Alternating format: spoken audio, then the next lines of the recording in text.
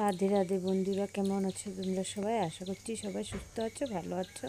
আমিও ভালো আছি। তাহলে আজকে আমি এই পনিরের একটা রেসিপি নিয়ে আপনাদের সামনে চলে আসলাম। আজকে দেখাবো পনিরের ঘন্ট রেসিপি। আশা করছি আজকের রেসিপিটা আপনাদের দেখে অনেক ভালো লাগবে। নিরামিষ দিনে এমন একটা রেসিপি থাকলে আর কিছু চাই না। একঘেয়েমি পনিরের রেসিপি বানালে কেউই খেতে চায় না আমার বাড়ির।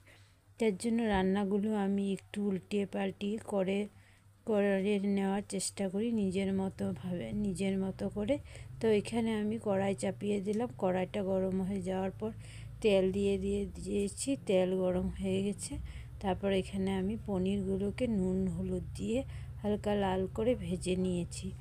এখন আমি পনিরগুলোকে নামিয়ে নেব। পনিরগুলোকে নামিয়ে নিয়ে সেম কড়াইয়ে আমি আবার আলুগুলোকেও নুন হলুদ দিয়ে ভেজে নেব লাল করে।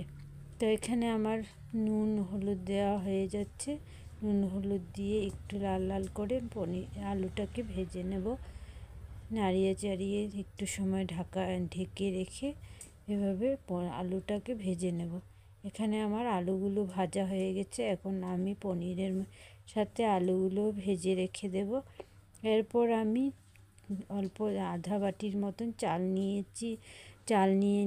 আমাদের এখানে গোবিন্দভোগ চাল পাওয়া যায় না, তো জুহা চাল, যেই চালটা দিয়ে আমরা পায়েস রান্না করি সেই চালটা দিয়ে আমি ঘন্ট বানাই। যখনও বানাই সেই চালটা দিয়ে বানাই।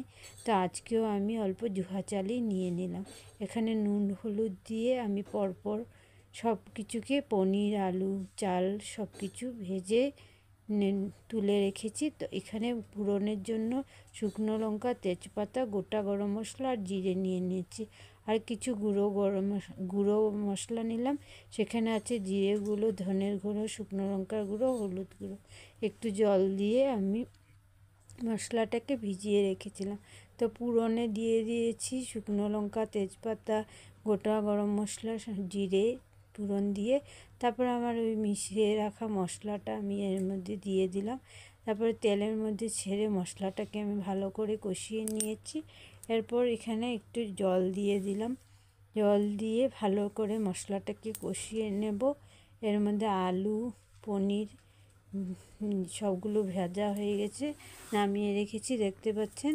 তো এখন এর মধ্যে আলুটা সবটা দিয়ে দেব, দিয়ে চালটাও দিয়ে দেব। আলু আর চালটা দিয়ে দিলাম। মশলার সাথে ভালো করে কষিয়ে নেব। তাতে কী হবে, আলু আর চালটা সিদ্ধ হবে ভালো করে। তারপরে এখানে মশলার সাথে ভালো করে কষিয়ে নেওয়ার পর আমি এক বাটি জল দিয়ে দেব। দিয়ে আবারও ঢেকে রেখে ভালো করে কষাবো, যাতে আলুটা আর চালটা ভালো করে সিদ্ধ হয়ে যায়। এখানে আমি জলটা দিয়ে দিচ্ছি, দিয়ে ঢেকে রাখবো অল্প সময়। তারপর আমি আরও কিছু জল দেব, 2 বাটির মতন আবারও জল দিয়েছিলাম। অবশ্যই এর মধ্যে গরম জল ইউজ করবেন।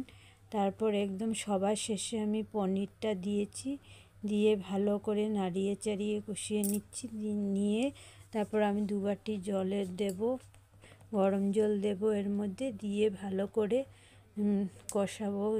সবজি মশলার সাথে সব কিছু ভালো করে আমি কষাবো, যাতে এর মধ্যে কষাতে যাতে আলুটা ভালো করে আলু ও চালটা ভালো করে সিদ্ধ হয়ে যায়।